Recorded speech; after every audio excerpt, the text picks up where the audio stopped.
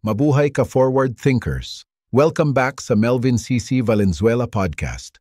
Ngayong araw, pag-uusapan natin ang isang krimen na matapang at madalas nagdudulot ng pakiramdam ng paglabag at kahinaan sa mga biktima, ang snatching o agaw-bag.